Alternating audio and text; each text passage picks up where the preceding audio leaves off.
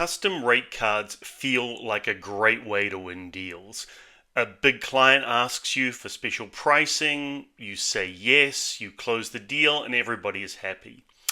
But in most big organizations, custom rate cards destroy pricing power.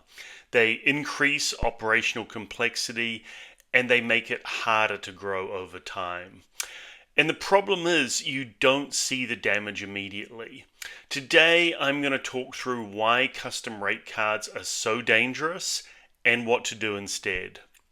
So even if you're a relatively small publisher, as soon as you start to introduce standard pricing, you're going to get pushback. Clients will ask you for discounts. Repeat customers will ask for those discounts to get locked in over time. And your biggest customers are going to start to ask for most favored nation pricing, meaning that they're guaranteed the best pricing. And this is something you should avoid at all cost. If you only have a handful of customers, you might be able to manage bespoke pricing. But in reality, most publishers have dozens or hundreds or thousands of different clients. And at that point, managing custom rate cards starts to become almost impossible. So let's go through the challenges one by one with custom rate cards. Firstly, they destroy your pricing integrity. Once you introduce custom rate cards, the original base rate card stops being real. It starts becoming the point for negotiations to start. Clients start comparing notes, they start to see inconsistencies, and even if those differences are justified, it doesn't matter over time. The clients will all use those differences against you. The second major challenge is that custom rate cards create operational complexity. They can create a huge amount of overhead. Every exception needs to be tracked, billing becomes more complex, ad operations needs to remember which client gets which custom rate card, and over time things get worse, not better.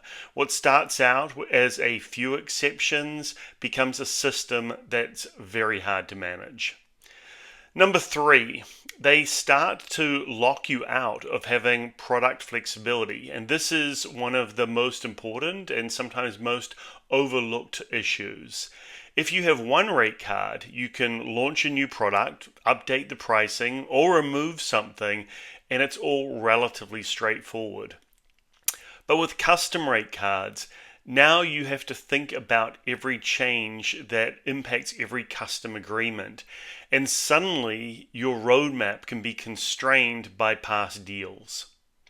The fourth thing is you start to lose market signal. And again, this one's subtle and often overlooked, but can be really important.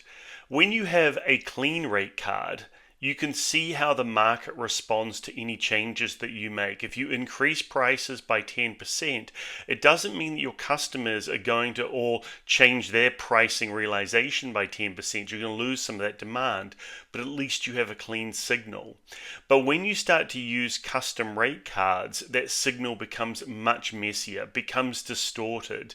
You can't tell what is working and what's not when you make those pricing changes. Alright, so those are the problems with custom rate cards. What do you do instead?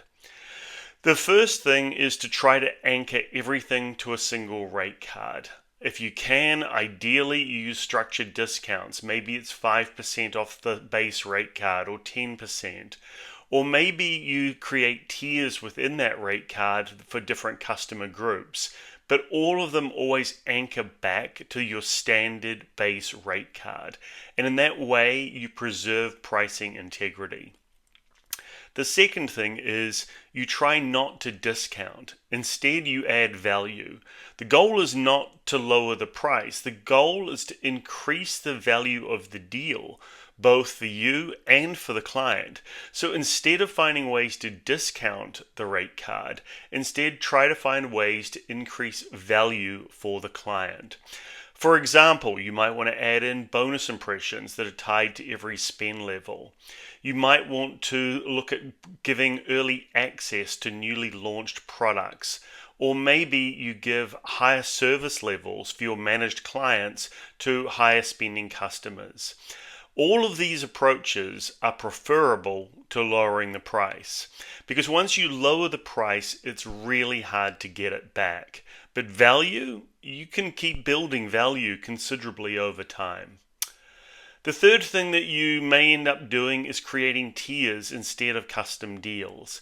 So instead of bespoke pricing for every customer, you create tiers. You might have a standard tier, a growth tier, a premium tier, and if clients qualify for that tier, they get that pricing, not something custom. This gives sales some flexibility without creating chaos. So what happens if a client still pushes back, if none of these options feel like enough? At that point, you may still need to create a different rate structure, but the key is it should not be unique. Instead of creating a one-off custom rate card, create a defined tier. Maybe it's the very premium partner. It's standardized. It has clear qualification criteria to be in that group. And it's something that you can defend both internally and externally. And again, this is very different from something that you create bespoke for every deal.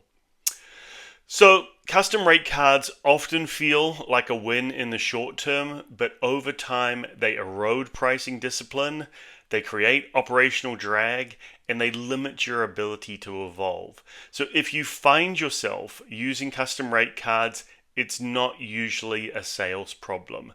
It's a pricing systems problem. And if you don't fix the system, the problem compounds. These are exactly the type of problems I like to work with my clients in my consulting practice. I am James Deaker. I am the Yield Doctor. Thanks for watching.